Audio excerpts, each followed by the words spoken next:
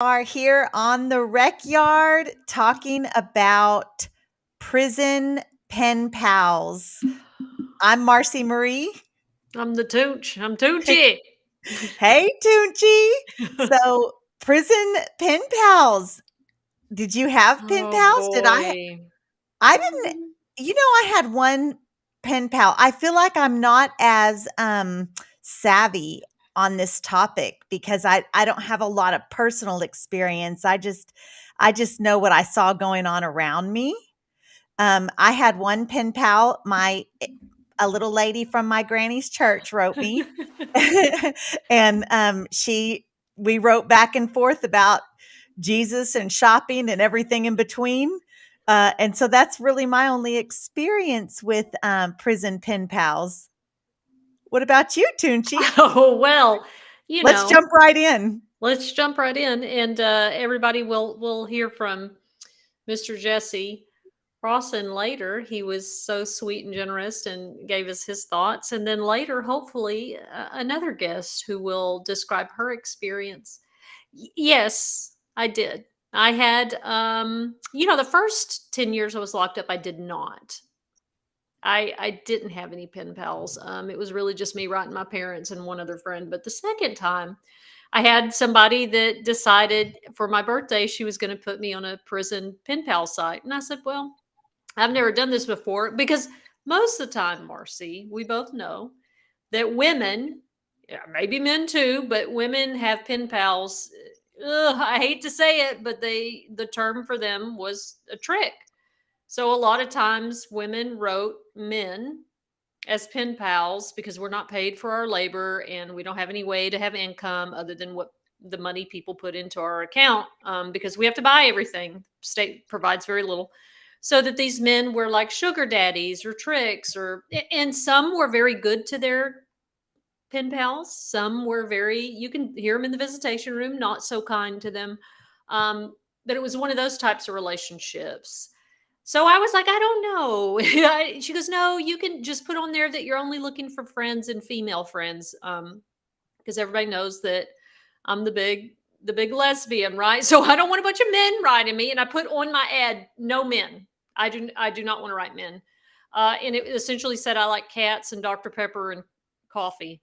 And it was a cute picture of me, and I really didn't anticipate much, Marcy. I didn't, but I got flooded with female pen pals, and some were not stable.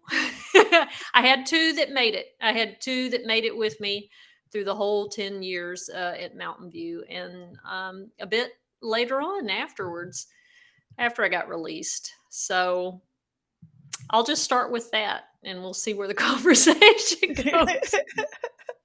Well, um, first of all, so somebody's in the chat box talking about they have a lot of experience and they wish that they could come on with us. So just so everybody knows, if you guys see on our Facebook page or our YouTube page that what we're talking about the next week, you have some insight, and we have to talk to you before we like pull you on here. So we would definitely love that. We encourage you guys, if you guys have stories you want to tell, get with us and we'll be happy to work that out. But I do want to show this comment because I had a daughter with my prison pen pal.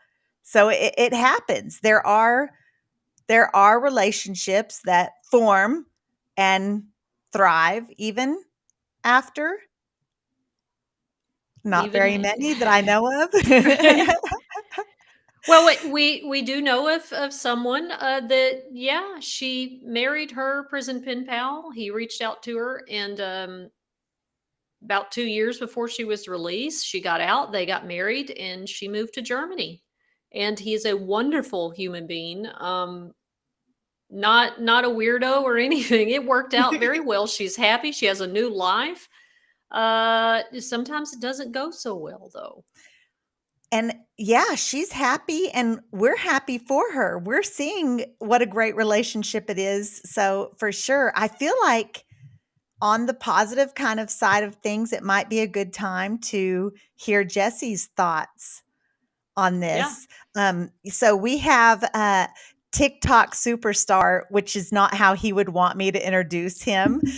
Jesse did 19 years in a men's prison in Virginia, and he fell in love with one of his pen pals. He had a couple long-term pen pal relationships, and he ended up going home to one of them. So let's hear.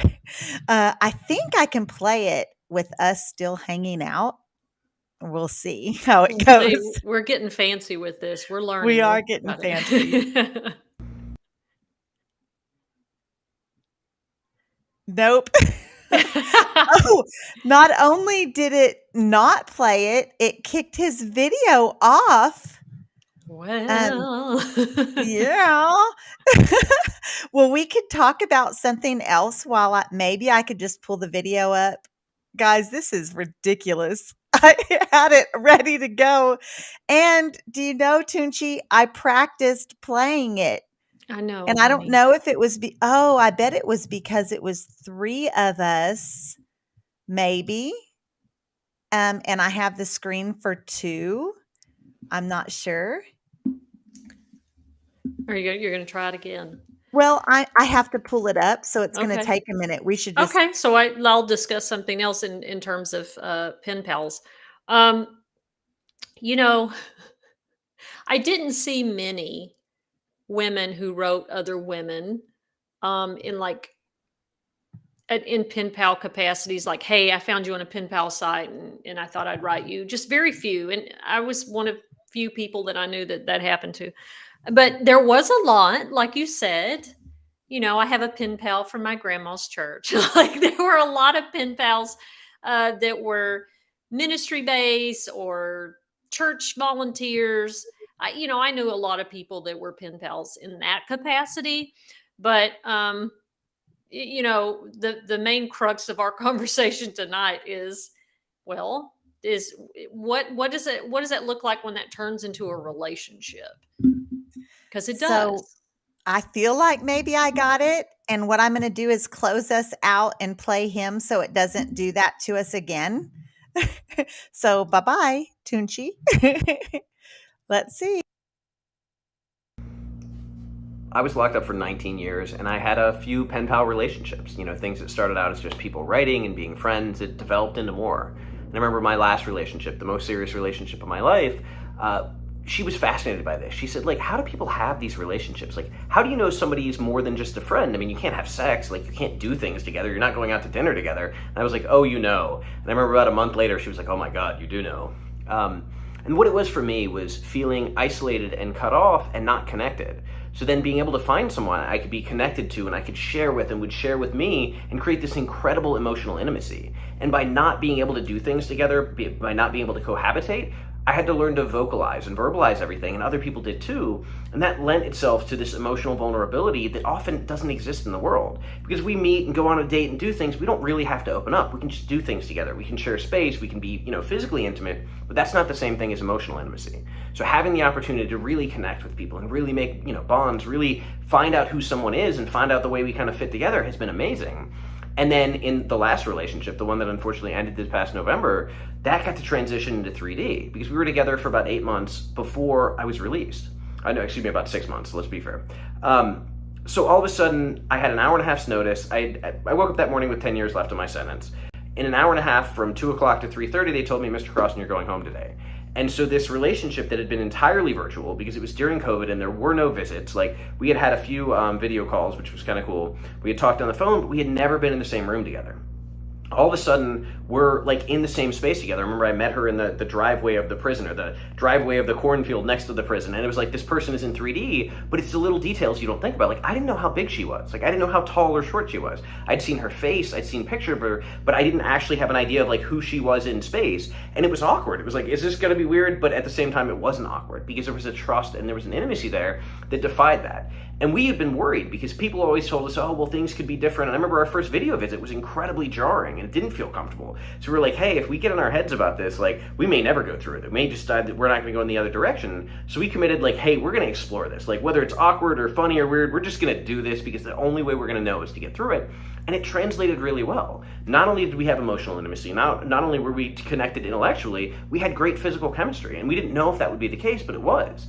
And it allowed for this relationship to then transition to 3D and allowed for her to support me in my transition, which she did absolutely amazingly. Like I have never felt so seen and supported, and at the same time it allowed me to show up for her in the ways that she needed, because her dating someone casually on the outside, or her having a relationship that was based more on doing things together than really being in the same emotional space, she probably hadn't had that same experience. So we were able to support each other, we were able to connect, and having that relationship really allowed me to kind of deepen who I was and recognize that, but then also eventually recognize that I don't know who I am in the world. Like I was able to build a relationship from the space I was, from the limited kind of knowledge or version of myself that was in prison, that who I am out here in the world is different, that I'm growing and changing and learning, and that was the most uncomfortable part because I still tremendously care about this person, and we're still in contact and we're still friends, but it's difficult because things change when we get out of prison. And we thought, okay, if I just dump all my secrets and I just share all of myself in these letters and phone calls, like then we'll know each other. But the problem is people evolve, and that's really what I've realized. And the same thing has happened with friends who are pen pals. I've had friends who are pen pals that I now am closer with now that I'm out here in the world, now that I can see in person or just pick up the phone and talk to. I've also had people who have like pushed back and said, hey, you know, this isn't the same, like why have you changed? Well, because human beings change, like that's what happens. So I've experienced both deepening of relationships as well as kind of like shallowing, even like pulling back from relationships. But none of it is possible without that kind of genuine emotional intimacy, without getting to know people and connect and have those relationships and then see where they go, because ultimately we're not in charge. Like they're going to grow or they're going to fall apart. But either way, if we don't put ourselves out there, if we don't make those connections, we're never going to see. And I feel like my life is infinitely richer, both for the friends and for the romantic relationships I had that started as pen pals.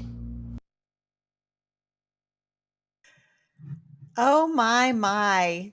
Tunchi, how did the video not play? And you guys hung in there. I'm so happy y'all stayed watching and listening to Jesse because he was talking about some incredible things, but he's so engaging as a speaker. I guess you guys hung in there and I appreciate it so much. Shamika Lewis just joined us also. Thank y'all for watching and hanging on. So, Jesse Crossan had some really good experiences with his prison pen pals.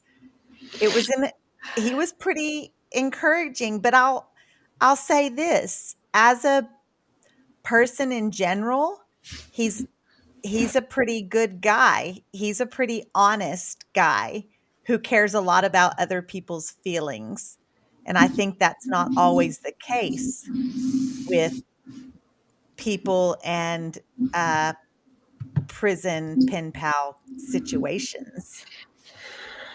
And we'll post we'll post the video to the channel so people can see his handsome face and lovely eyelashes. But he does articulate, he articulates it in a way that is super positive, and that is his personality, and being very kind and discussing how those relationships play out, which I think would be harder for maybe some other people to be able to articulate that in such a enlightened way, right? Because sometimes those relationships play out well and sometimes they don't. And when they don't, it can be really devastating. But I mean, any relationship is, right?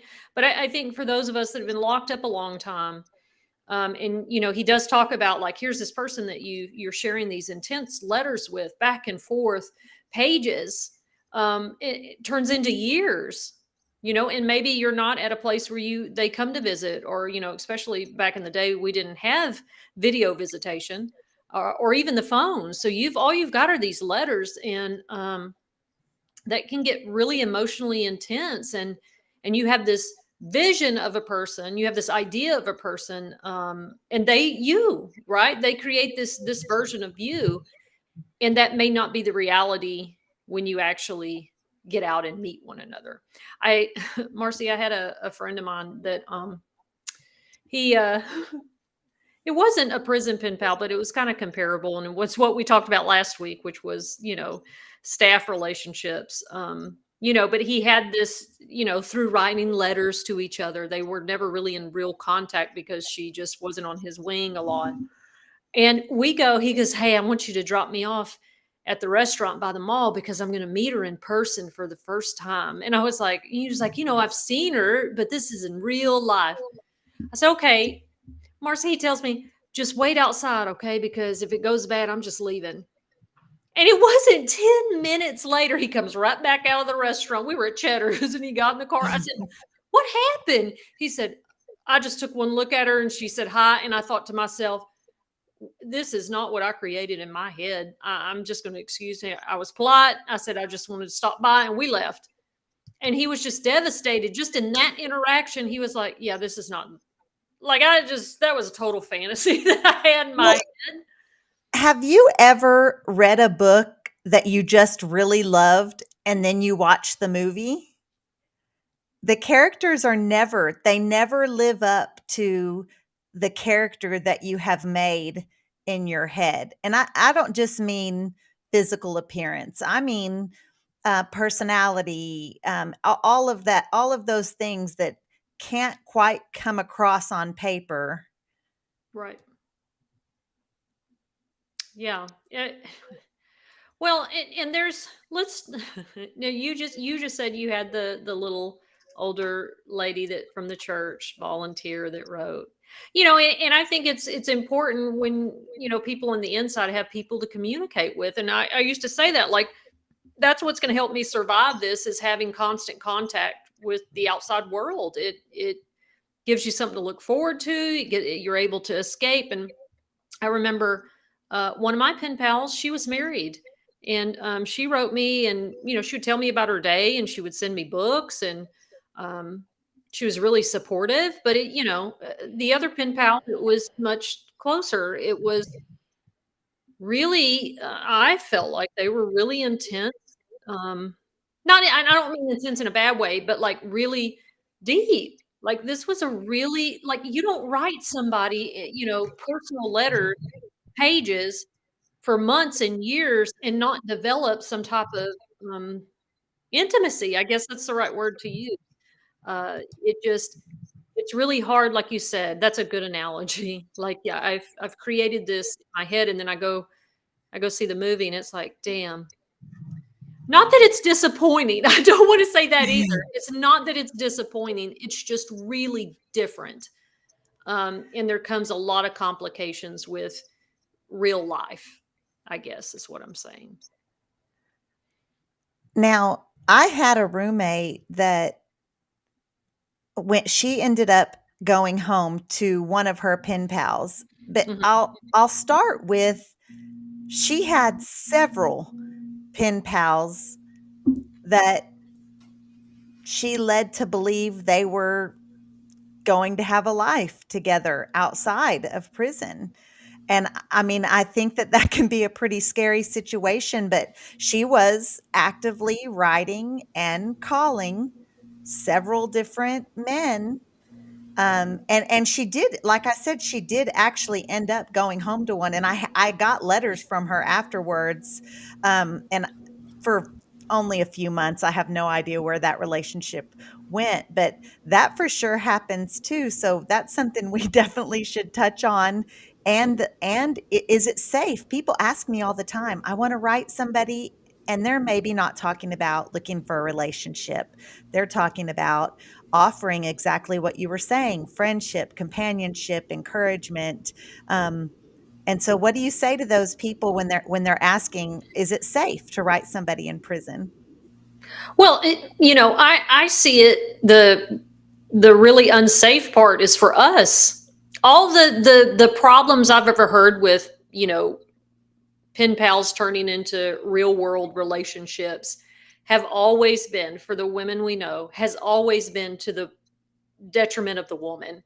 I can't even count on both hands. I can't even count how many women that I knew were murdered or assaulted by some prison pen pal that they'd had for years. Whether it's she just walked into that when she got out, or like you said, she's got five other balls that she's juggling. Right? I didn't mean that to sound weird, but like, she could have other stuff, or she's lied, or she's taken money this whole time, and now she's like, I don't want to be with you, and he flips out. The unsafe always played out for the woman who, now I don't know how that is for men in their incarceration and their pen pal experience, but I don't know. Did you hear of those times that you knew someone that got out and went home and a pen pal did something violent That to was her? absolutely, we heard those kind of stories. That's something that we heard, that they had to move towns, that I mean, just the whole thing, and oftentimes you do develop, just like you said, an intimacy through the mail, and there's a trust built there. Um, but I would say just be careful about the personal information as far as where you're at, like a home address. That's kind of a scary situation. That's something that we do often. We don't have a home address to give someone, so we share our parents' address, our grandparents' address, or siblings' address. And I think that that could be, like you said, more dangerous for a female incarcerated person for sure. So, Yeah. Lori, our friend Lori is on. She's in the waiting room, and she has some experience with a prison pen pal. Let's hear it. She I just said, think I'm in the effing waiting room. she texted you. I'm trying to see if last time I hit the toggle for that video, it kicked it off. So, Lori, if something happens, jump right back on and we'll fix it. Please don't be mad at Tunchi if something bad No, happens. that's such an Okay, impossibility. here we go. Oh, it worked. The fact is, I'm going to get mad at her regardless. It's So, just, it doesn't matter. It's just nothing I do is right. So Well, as long as there's that understanding, I feel like we can all move forward. can all move go forward forward. from here. Lori, I didn't know that you were somewhat of an expert in this topic, or that you have lived experience in the prison pen pal realm. look, look, prison art, prison cards. So, Yeah.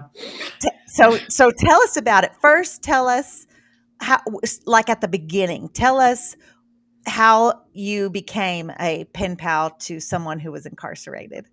Well, the interesting thing about our relationship was he was incarcerated and I was incarcerated. So, in the county that I was in, there were several ways you passed your time. And one of them was get you a pen pal. And so, county movement's limited, but the second you hit the streets, you were tasked with coming back with information. And information that was golden was a first and a last name, so that you could write the mail on the other side. And of course, we all had the tricks. They allowed the inmate to inmate mail, and it was like a free for all. So you met him, and that this was several years ago, because you haven't been Several years incarcerated ago. for a Wow. while. Yeah. Yeah. So that's pretty impressive. First of all, that you've been able to maintain that. So you started writing in county Maintain? jail. Maintain? No, that's not how No. the story is. No, Okay. not Well, how tell. that happened. No, that's never how the story ends, is it? Okay. Well, tell me. Tell me. Well, we started writing in county, and he knew, of course. Yeah, y'all were locked up. I'm sure, Marcy, you were locked up in a small county, right? Yes, ma'am. So you get in there, and everybody knows everybody. They've all been running the streets together. So not only do they know, all the females know one another, but they know all their counterparts on the other side, all the men. And so everybody likes to play matchmaker. And Lori, I think you ought to write to this guy. I think you guys would make a good match. And so, I didn't have a whole lot else going on in my life. So I started writing to him. And we wrote, his case was a little more serious. So he had to stay in county for a lot longer than I did. And you guys you guys remember what the mail used to be like a little bit, where if you could just put your return address on something without the inmate number or anything like that, sometimes it would make it through into Hmm. DCJ, Yeah, right? you're right. Y'all know all those tricks. And so for a long time, I got a lot of mail from 206 East Elm Street, Tyler, Texas, 757. What was that? 01, I think. And it made it through until it didn't. And I remember I was at the Marlin unit, at the transfer unit, when they finally flagged it. And so we had to move to other avenues of staying in touch, like, you know, family members, or not my family members, because God forbid, mine were never going to help me break any rules, but friendly friends, or maybe women who had gotten out, or people who understood the situation. We kept in contact until after I got out of prison. So I got out of prison in 2015, and that was back when you couldn't just register your phone. You had to have, a contract phone. You had to jump through all of the hoops, and I just didn't have money for that. And so what we ended up doing is, a friend of mine, her brother was incarcerated too. So we got a landline at her apartment. And so what I would do is I would schedule the time that he was going to call. I would sit and wait for the phone to ring. We would talk for our very, very expensive 15 minutes. Hmm. And then we would make arrangements to do it the next time. I would have to go get the keys to her apartment. I'd have to track her down, get the keys to her apartment, go wait on the phone call, and, go from there. Do y'all want to know, like, how it ended? Yes. Oh boy. Yeah, we want the whole so it did end. I wanna note that it's ended, but you definitely still have, um, memorabilia from that Dude, pen pal relationship. I still have all of the letters that he wrote me, y'all. And I think that part of that speaks to another thing that I'll get to, but part of it speaks to just that it was real. It was so real to me. And the words that we exchanged, it was all just so very real.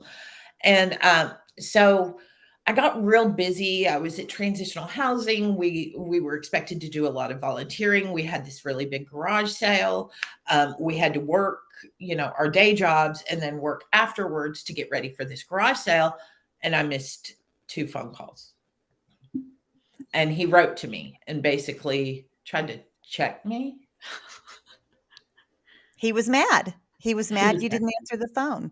He So was really and mad. there's something for you guys that are listening or watching and you haven't been ever incarcerated, when you are incarcerated, you have nothing but time for your mind to play tricks on you and make Right. up scenarios in your head, and when that phone doesn't answer, there are 1,000 reasons why running through your mind, and none of them are just because they were in the shower or they were Right. outside or their ringer was off for whatever reason.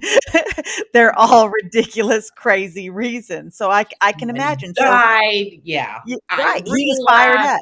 Yeah. He was fired up. He was fired up. Yeah. You didn't answer. You missed 2 phone calls. So then what? What happened? So I can't remember whether I J paid him, whether I just, tried to manage his expectations, but I know that the next time we spoke, he put me in check in a very, very, I felt very ugly way. You know, um, basically, you don't have, I should be the priority here. And I made a decision right then that he was not the priority, and that he wasn't going to handle me like that, right? And I And that quit answering his letters. But that's not the end of the story. Of course not. okay. Well, first I wanna know, was there a conversation like, "Hey, you're not gonna handle me like that," or did you just cold turkey Lori, I bet you cold turkeyed him because Shut up, Jennifer. you just stopped talking to Tell him. this story. Why I wanted to if Jennifer Toon wasn't on here, Mhm. but she is, and it was probably a combination of both of those things, Marcy. It was probably me saying you aren't going to handle me like that, and then you know I kicked in and I just cut off all contact. And he So knew then what why. happened? Then what happened when he got out? So he gets out, and I'm sure I still have the Facebook message somewhere, but it was he probably got out maybe 2 years after that, maybe a year and a half.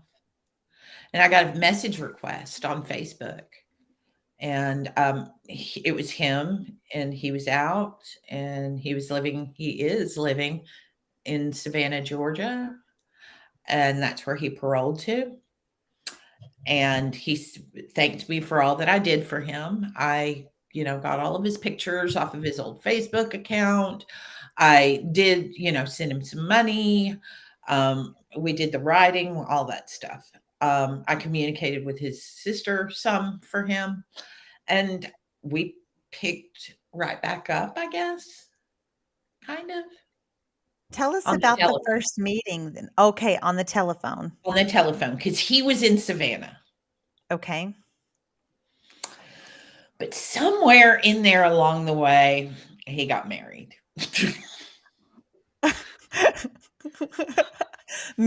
Wait, did he get married and you knew he was getting married, or When he started changing the way he communicated with me, I knew something had changed. Right. We pay attention to patterns, cadence, who initiates first when anything like that changes. And I think that women just do that. I don't know if men do that, Well, but this is when y'all are communicating, though both of y'all are out. He just right, lives long distance. And you pick back up like you did when y'all were riding and everything's and then all of a sudden he starts to be weird. tapering off a little Okay. bit. Okay. Doesn't answer the phone. I have to start initiating more. I call and he doesn't answer. So I'm doing the pursuing now, and he's blowing me off. And then he got married.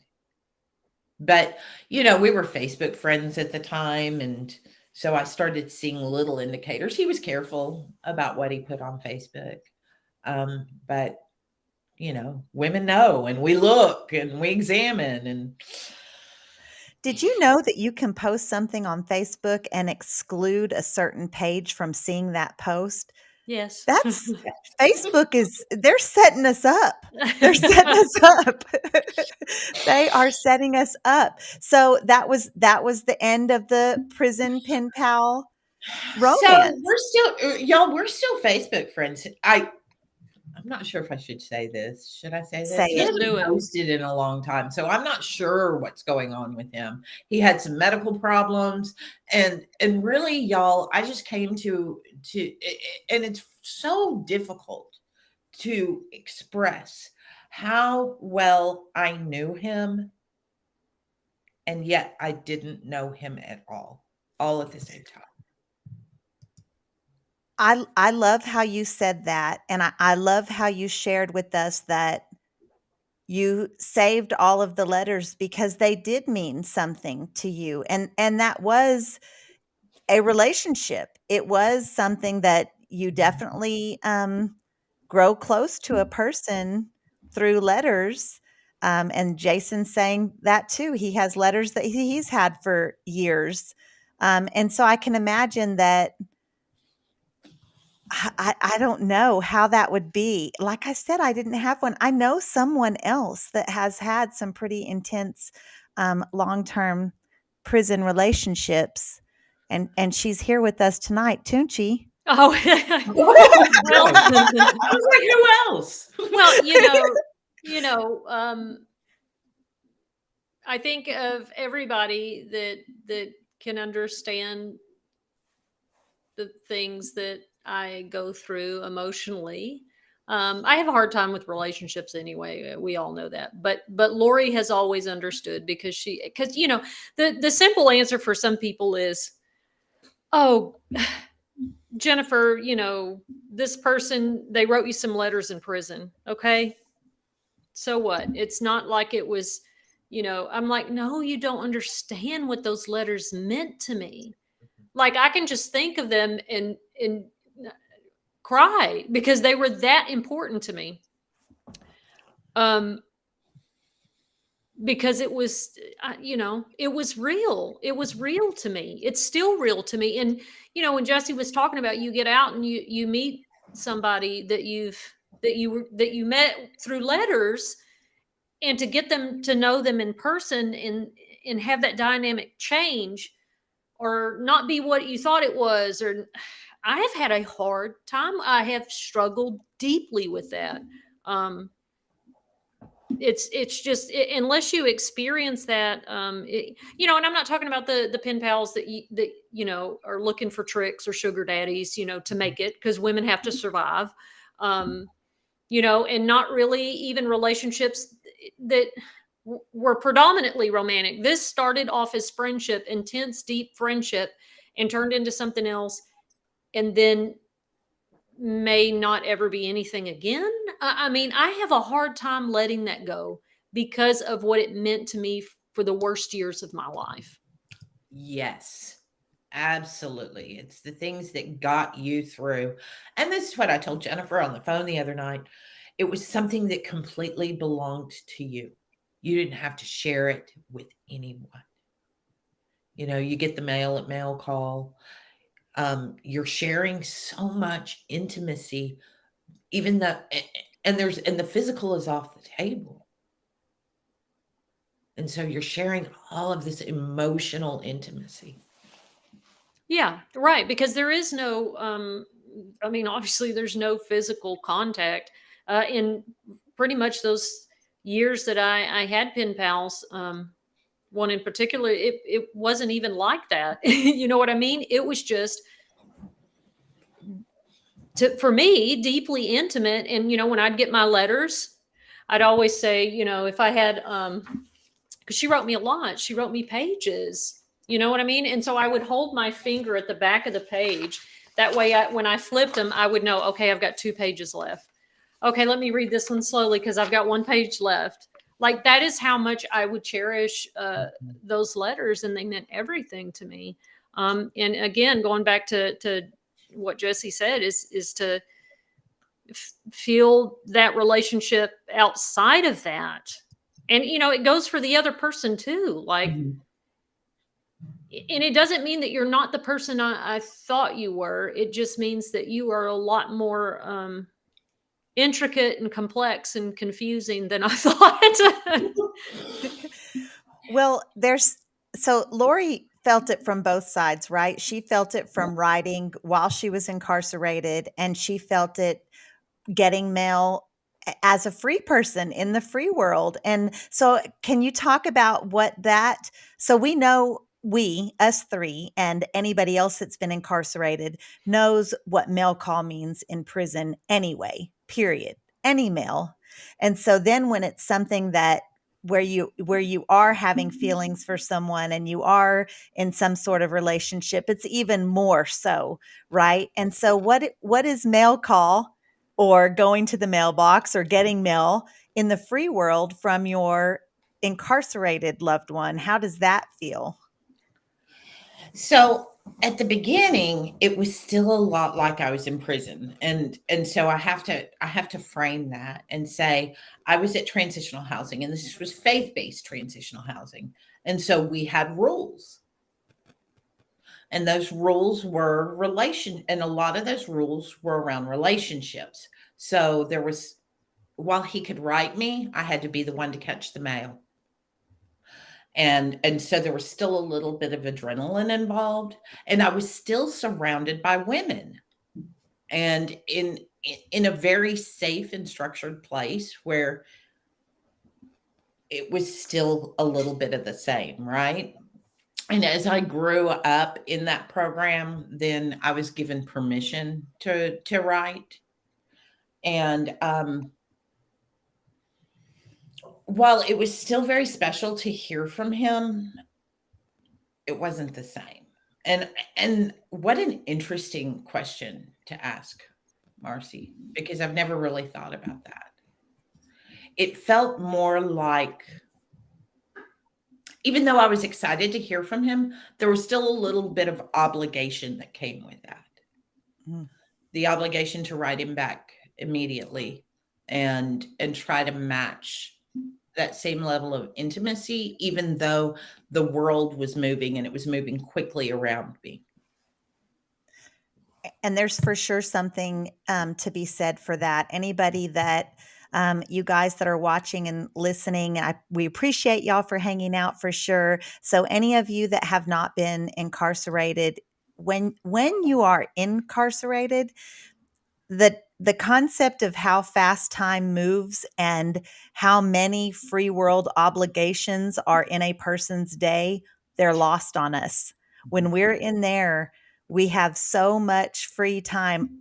We wake up that morning, and if we're expecting mail, we're already thinking about it from the time we wake up. When we're out here, we're up, household chores, pets, work, and all of the things, kids, everything that comes with that. So there's definitely a different dynamic there. So, Tunchi, we have 20 minutes left, and I definitely want to hit on, we've talked about real relationships, real bonds and intimacies that happen with prison pen pals. But I definitely want to loop back around and talk about the not so real ones, and the ones that we know were running game. Whether the Oh pen yeah. pals were, whether the Yeah. pen pals in the free world were running game, or the people we were incarcerated with were running game. So, Lori, we would love for you to stick around. You're more than welcome to. Or if you don't feel like it, that's fine too. I want to make sure you have the option either way. You, I don't care, y'all. you may as well hang out, girl. Man, bump You this may. hole off of here. Wow. And there's a lesson in two distinct and different personalities right there. I'm just Yes. kidding. I love you. You're my soulmate forever. Here we go. Here we go. So yeah, there's something that definitely happens. Being incarcerated on a women's unit, we see not only do women often write several pen pals, but there are pen pals that write several women. Right. And they're professional pen pals, and Yeah. they are sending some change to each woman. They are sending mail to each woman. And at visitation, y'all, back in the day, you couldn't visit during the week. It was only the weekend. And these guys would come when the visitation doors opened. They'd get in line for one lady. They'd have that visit, buy them some snacks on the vending machine, and go outside, get back in line, and just loop right back around. Well, damn, Marcy, you're describing every time I go to Gatesville at 8 o'clock and leave at 5, an empty little Ziploc bag of no quarters. So you're the trick. I No, you're visiting your actual friends. It's quite different. You're visiting people that you already know and already have a friendship with, and you're showing support to them in prison. Yeah, That's a you're whole, right. Even though they're yeah. ex-girlfriends, they're still friends. Yes, that's Yeah. super cool. No, but you're right. Like you've got prison pen pals that are ministry and helpful and volunteers and little old ladies. Then you've got some that are just like looking for friendships that turn into more. Who knows? But trying to form some type of relationship. And then you have the majority of pen pals in women's prison. This straight up hustle, straight up hustle. Sure. It's game. And you're right. The men. I was just talking to somebody in Gatesville the other day because she's on a website because she's like, man, I ain't got no money. My mom, she's out of work. I gotta find a guy. I gotta find a pen pal. She's like, well, I hadn't hit very many. If I had one or two, but if they don't pay, if they don't put money on your books, no letters for you, sir. You don't get sexy letters. You don't get those for free. And y'all remember that the women would, because I was a librarian, they come in there and check out the filthiest, dirtiest romance novels they could find because they copy the phrases out. Yes. And hey, if I'm doing this with if somebody's doing this with a male pen pal and you've got 3 or 4 letters in and he still hadn't ponied up and put any money on your books, nope, he's no good. But he's cut off. Know that's right. And the ones that are like, she was like, Jennifer, I think I got one that'll be a good pen pal, because he was like, look, I know how to put money on the phone and I already put some money in your in your trust fund. She was like, oh, he's seasoned, he knows what to do. So but it's survival. It's survival. There's no moral judgment. I mean, it's survival. No. Well, it is survival, and frankly, the people that are in the free world, they're getting something from that transaction as well, and it's filling their emotional need or whatever. But you guys brought up copying sexual phrases from books in the library or books passed around in the dorm. But that was also a prison hustle. So if you could write a good sex letter, dirty stuff, you could get commissary for that. So if you had 1, 2, or 3 good sex letters, that could go out to multiple pen pals from multiple ladies. So that was always really interesting to me. Now, I want to mention too, Marcy, just as a side note, back in the day when we could have pornography, like we got Playboy and Hustler and all that stuff, believe it or not. And you could get nude pictures, So these pen pals, if y'all thought they were off the chain when you were there, OMG, unsolicited, like a guy sending you unsolicited pics. You get this in the mail. Oh my, the stuff. And because back in the day, it wasn't like a pen pal site on a website. It was this weird kind of like they put ads in the back of motorcycle magazines, pen pal place, and you get a list of women's names and numbers, and they would write, and just unsolicited. People were like, girl, look what this guy sent me. I'm like, what? It was a back page ad. A back page ad. Much, yeah. Okay. So there was an expectation that came with that. And you just made me think about, I can imagine just living your life in prison and going to mail call and opening it and there being a penis right there in your face. And that happens to me often on Snapchat. I don't know how to handle that platform. So it's horrible. It's horrifying. I'm always scared to open my Snapchat in front of anyone because they're going to be like, what are you doing? What are you looking at?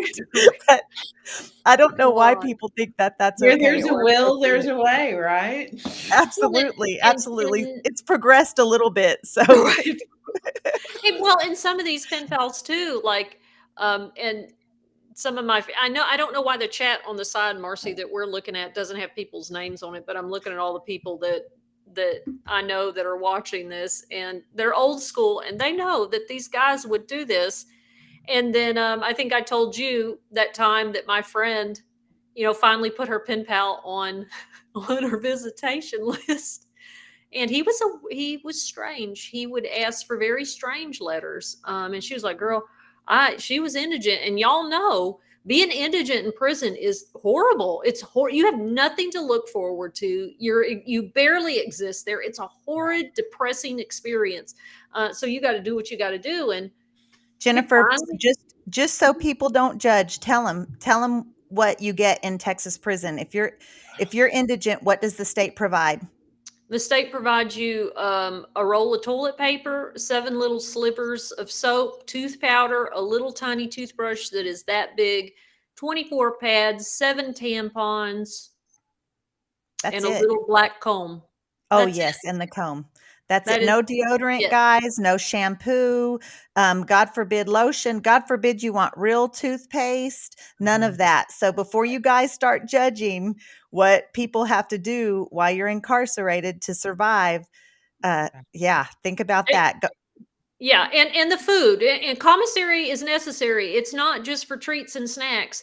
I lived off of just chow hall food at Lane Murray when I was 17. I was working the host squad, and I would go to bed crying. I was so hungry, and you don't ask people for food, so commissary is necessary. It's your survival there, and Texas doesn't pay people, so you literally live on whatever anybody can send you, and you certainly don't want to keep asking your family. So if some very strange, odd man wants to send you money, and you just have to copy stuff out of romance novels, you do it. But that you can get some real, very bizarre people. And she had this guy that was strange, and she tolerated it.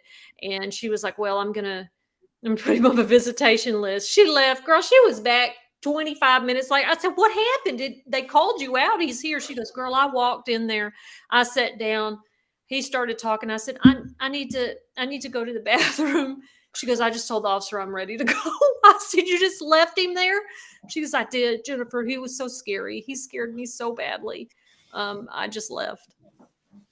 I need details what scared him. What was scary? His personality, his Well, demeanor? the letters that he asked for were really weird. They were weird. Mhm. Everybody has their fetish or whatever, and that already made her uncomfortable. And she's like, "Oh, I don't know." She said, but when she walked in and sat down, and this was so I know at Lane Murray, it's just the glass and the phone, right? Well, old school Crane, Mountain View replaced theirs, but Crane, it's the glass, and then the grate below it is you can hear each other. I mean, there's air that it's just a grate. Oh. And so she sits down, and his hygiene wasn't good at all. It was no, no. And she was like, this the smell hit me immediately. And then Oh, when he started talking, he was just not well cared for. And it just sent her over the edge. She goes, with all the, he's just, I don't know if he's in a van somewhere kidnapping people. I don't know, that it just freaked her sense. That intuition. You're like, Yes. no. And she mhm. just got up and left him there and never answered. And those are the type of people that, people are so desperate because they have nowhere else to go to, and they go to this guy's address. And then we find out or see on the news that one of the women we know got harmed. Yeah. And good for her for following her instinct and not and just doing what she had to do. I tell all my kids that. I have one daughter. I don't think I have to worry too much about it because she's pretty raw with it. But instinct, instinct is real, and that's maybe hard to get through the mail. So that's something like another aspect. That's something your intuition or your instinct when you meet somebody. That's a face to face feeling usually, right? Yeah. Yeah. I mean, I would think so. She came right back to the door. I said, "Why didn't you stay up there and get your little snacks? You could have ate $20 worth of snacks." She said, "If I couldn't bear it, I couldn't sit through 5 minutes." I'm sorry we can't see y'all's names. We don't know. We're just learning, guys. One day, Tunchi, like 3 years from now, we're gonna be saying, "We're just learning, We're so just just hang in learning. there." Because we have several episodes under our belt, but literally it's just something different every time. I don't know why. So we're so glad to have y'all, though. Thanks for hanging out and tuning in. We appreciate you guys. And just like this user on Facebook, which is probably one of our friends, Leslie says, Ann Estes, Leslie Ann. "Oh, anyone can be anything on paper." It's true. And You get to be whoever you want to be. we would see that. So I actually know my one of my best friends. She's still incarcerated, and I'm still in contact with her now.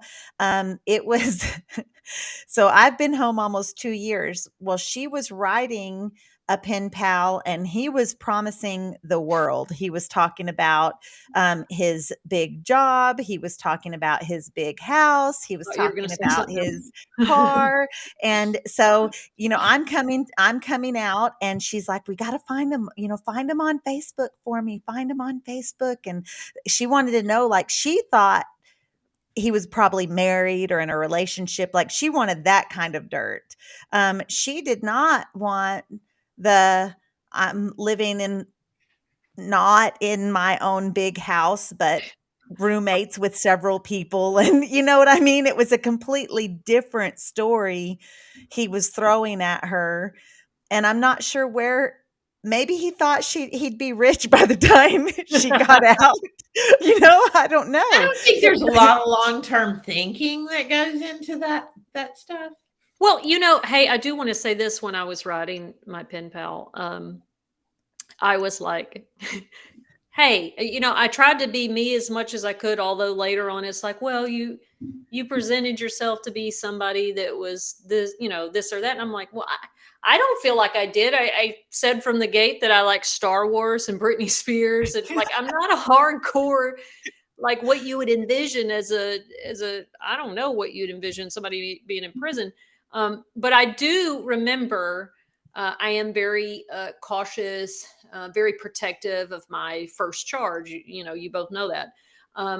So I didn't mind talking about, what are you in prison for? Oh, burglary. It was with assault. I broke into my ex-girlfriend's apartment when I was drunk and acted crazy and, blah, blah. And try to laugh about it. Although I'm sure somewhere she's like, bitch, it wasn't funny. It's Right. not funny, but I tried to get through, you know what I mean?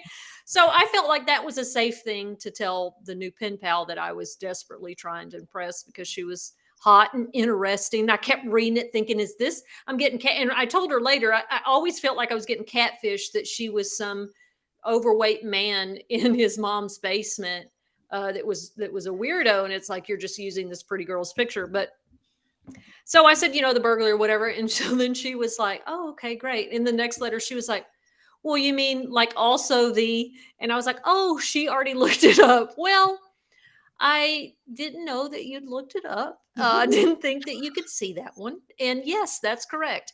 But I was afraid she was going to judge me, and she never did. She never really has. But that was the only time I ever tried to present or maybe withhold um, part of myself during getting to know someone. But I mean, I always felt like I was pretty genuine through the years. And she was too. That's what's so strange what Lori said. It's like, I feel like I know this person so well. Like, I feel a soul connection to you. And then it feels like I don't know you at all. Like, you are more of a stranger to me than somebody on the street. It's very strange, that dichotomy. Mm-hmm. It is. You said catfishing, and that's something we didn't talk about. That's a term I learned when I got out of prison. That wasn't Well, I when I didn't know went. what it was either, but I knew the Yeah. concept. Right, right. So we called it something else, but it's catfishing. And I had that same roommate that made a living writing pen pals. She had a daughter. She was about my age, and she had a daughter that was 17 or 18. Um, she came in one night from mail call really so upset because someone had sent her a picture that her daughter had posted online, and it was a little risque. It wasn't like a nude, but it was a little much for a 17 or 18-year-old, and I could see how maybe a mom would be like, eek. And she was concerned, and within weeks she was using that picture with new pen pals. It Yeah. was out of control. I just remember thinking, you're going to get kidnapped and whatever bad things happen when you're that dishonest with someone. Yo, yeah. Um, Yeah. uh, I mean, the story of the girl getting up and leaving, that happened just the opposite, because a girl said that she was blonde hair, blue eyes, skinny, Barbie doll, da da da, and she was 200, like total opposite, total 100%, not at all how you described yourself, and used a picture. Now, if the staff or the mailroom catches this, you're getting written up for fraud, right? Like, that's a code, that's a case. It's because but she put him on her, and everybody's like, girl, and this was my first 10 years. We were like, girl, you're going to see him. Well, I'm just going to say that I just, she fell in love with him through these letters. He lived out of Oh, state, and no. she's like, I'm just going to tell him the truth because Oh, I think he no. loves me for me. And we were like, No, he doesn't. oh boy, let's wait in the day room. And sure enough, she comes back in and she's like, he left. And they're like, well, what did he say? Was he upset? She was like, I told him, and he was like, okay, I'm going to get up and get you some snacks. And he never returned with the snacks. He just left. And There she was was a devastated. It was on Wentworth. There was a Wentworth episode where the same thing happened. The inmate catfished the pen pal, but then the pen pal had also catfished her, and Did they they got live to happily ever after? right. I think I I don't really remember. Do you remember? Did you? I did binge watch that show, guys. Sadly, I binge watched several prison shows when I first got out of prison. I It was a did really too. odd fixation. Yeah. Tunchi, we're at our hour and we don't know what we're talking about next week. Boom, boom, boom, boom, boom, boom. That's our closing music until we get our jingle. Idea. That's Boom, boom. But what should we talk about next week? Maybe we ask people right now in the chat. yeah. Any suggestions, guys? You guys hanging out with us tonight? Y'all have been awesome. This chat has been going strong. I appreciate y'all so much. So somebody what do y'all want to hear about?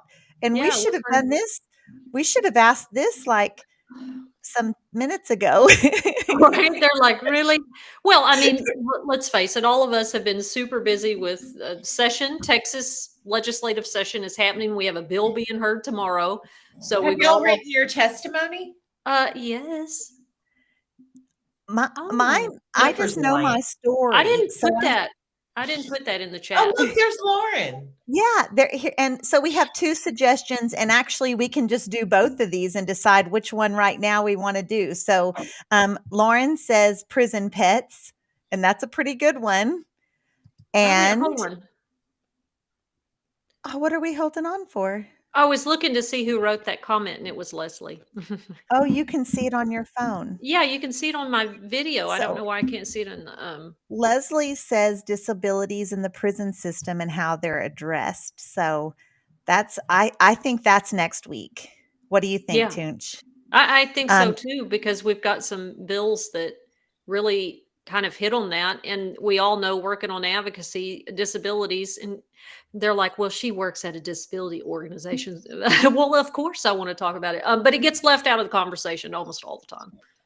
it does, and I probably have a guest with who's hearing impaired, if Oh, we yeah, can get yeah. that out And, because she's and Marcy, you were at Lane Murray, and that is the supposed ADA compliant unit, which is really shocking because it lacks air conditioning and it's so difficult to get around. But and you're not allowed to help people with disabilities, but right, I think we'll talk about that next week. We'll talk about that. So, y'all, we're streaming, like, everywhere. We have a brand new Facebook page, and it is has that 2 enough? followers. It's up. We're streaming to it right now, Honey, I and didn't know. You didn't tell well, me.